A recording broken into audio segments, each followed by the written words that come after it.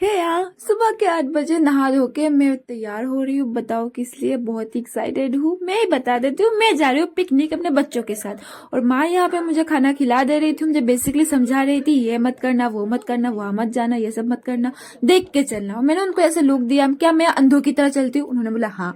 फिर सुड्डा उठता है नींद से और मुझे शूज वगैरह बांध के देता है, क्योंकि मुझे लेस बंधना नहीं आता और मैं सीखती भी नहीं, क्योंकि ये हमेशा मुझे बांध के देता है और मैं सीखती भी नहीं, क्योंकि मुझे कभी जरूरत नहीं पड़ी।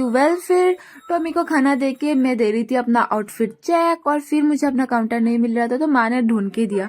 और तभी उड़ जाता है चॉकलो और मुझे तैयार देके वो रूठ जाता है, मेरे से गुस्सा हो जाता है कि मैं उसे लेके क्यों नहीं जा रही हूँ।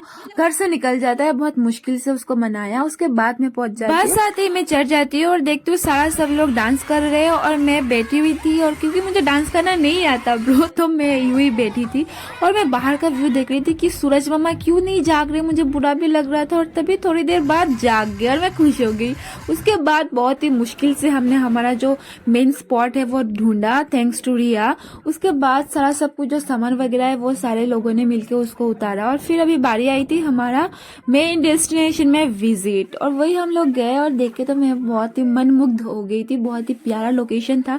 और फिर सारा सब लोग अपने वीडियोस फोटोज खिंचा रहे थे, मुझे कोई फोटोज नहीं दे पा रहा था क्योंकि किसी को मेरा एंगल समझ नहीं आ रहा था। तो मैं बहुत मिस कर रही थी मेरी भाभी और सुनाई को, क्योंकि वही दो लोग हैं जो मेरे फोटोज अच्छे से खींच पाते। बट थैंक्स टू माई किड्डो शमाद्रिता, उसने बहुत ही अच्छे अच्छे प्यारे प्यारे फोटोज खींच के दिए।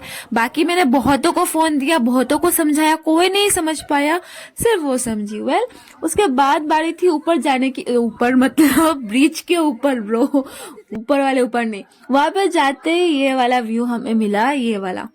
तो उसके बाद कॉल आई अंकल की कि हमें जाना है उधर खाना खाने के लिए। सारा सब कुछ बन गया, बहुत ही स्ट्रगल किया हम लोग ने, चट्टानों के बीच से उतर के हम लोग आए। और शताब्दी बोल रही थी कि ये जगह तो भुवन चढ़ने से भी ज्यादा मुश्किल है, लेकिन मैंने उसके बातों से एग्री नहीं किया, क्योंकि मैं कभी भुवन चढ़ी नहीं, मतलब आधे रास्ते से घूम के आ गई हूँ मैं। जोक से पट। और ये वाले जगह को टाइम आ गया था टाटा बाय बाय बोलने के लिए। और वहां पे जाती बस के किनारे देखा कि अंकल लोगों ने सारा सब कुछ एकदम बना के तैयार रखा हुआ था।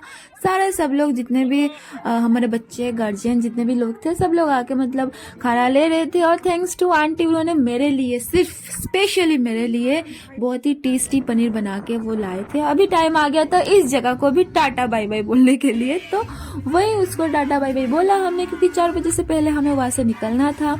और फिर आ गए हम घर और मैं चनातपुर में उतर गई। फिर मैं चलते चलते चली गई मेरे घर।